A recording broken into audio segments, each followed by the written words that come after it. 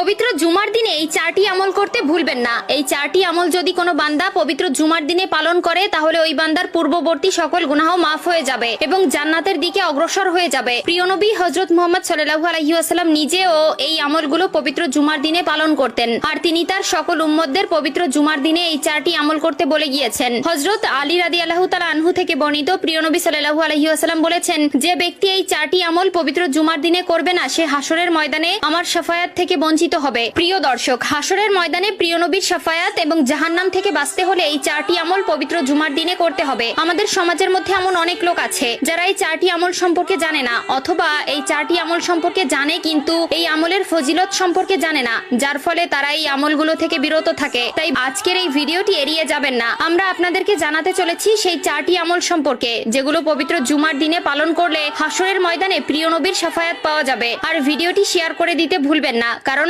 আপনার একটি শেয়ারে আরো অনেকে এই আমলগুলো করার সুযোগ পাবে, আর তারা যদি এই আমল করে সওয়াব অর্জন করে তাহলে সেই সওয়াবের ভাগীদার আপনিও হবেন। তো চলুন শুরু করা যাক আজকের এই ভিডিও। পবিত্র জুমার দিনে ইসলামে একটি বিশেষ মর্যাদাপূর্ণ দিন হিসাবে গণ্য করা হয়। এই দিনের ফজিলত ও গুরুত্ব কোরআন ও সহিহ হাদিস দ্বারা প্রমাণিত। আল্লাহ তাআলা পবিত্র আল কোরআনের মধ্যে বলেছেন, সবচেয়ে উত্তম দিন হলো জুমার দিন। এই দিনে আদম আলাইহিস সালামকে সৃষ্টি করা হয়েছে, এই দিনেই তাকে জান্নাতে প্রবেশ করানো হয়েছে এবং এই দিনেই তাকে জান্নাত থেকে বের করে দেওয়া হয়েছে। প্রিয় দর্শক, জুমার দিনে এই চারটি আমল করলে সেই বান্দা মৃত্যুর পর সরাসরি জান্নাতের দিকে অগ্রসর হয়। এই চারটি আমলের ভেতরে প্রথমেই রয়েছে জুমার দিনে সময় পেলেই প্রিয় নবী হযরত মুহাম্মদ সাল্লাল্লাহু আলাইহি ওয়াসাল্লামের নামে দুরূদ পাঠ করা। হযরত আলী রাদিয়াল্লাহু তাআলা আনহু থেকে বর্ণিত, একদিন এক সাহাবী এসে প্রিয় নবীকে বললেন, হে নবী, মৃত্যুর পর হাসরের ময়দানে আমি আপনার সাথে থাকতে চাই, এখন আমার করণীয় কি? তখন প্রিয় নবী তার উত্তরে বললেন, তুমি দিনের ভিতরে যতটুকু সময় পাবে সেই সময়টুকু আমার নামে দুরূদ পাঠ করবে। প্রিয় দর্শক, আমরা যদি দিনের ভিতরে অবসর সময়ে প্রিয় নবীর নামে দুরূদ পাঠ করি তাহলে হাসরের ময়দানে আমরা কখনোই তার সুপারিশ থেকে বঞ্চিত হব না। 2 নম্বরে যে আমলের কথা বলা হয়েছে তা হলো